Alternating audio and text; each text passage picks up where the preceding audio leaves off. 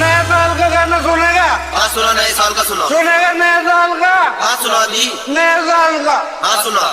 नहीं नहीं नहीं नहीं नहीं नहीं नहीं नहीं।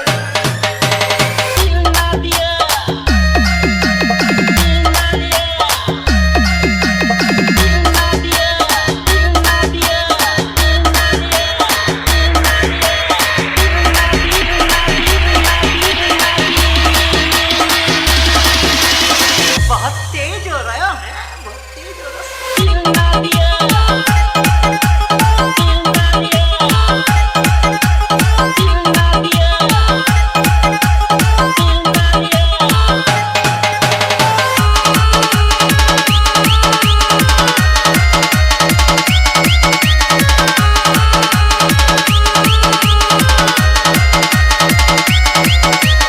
Sonu mixing, Sonu mixing, Sonu mixing. डलिया में डलिया, डलिया में आटा, 2026 का वेलकम, 2025 को बाय बाय टाटा।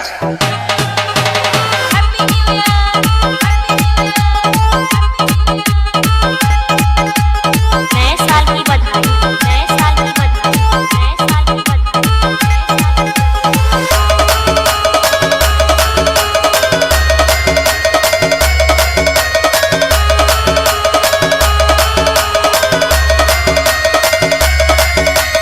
आप सुन रहे हैं DJ Sonu remix UP Bahraich.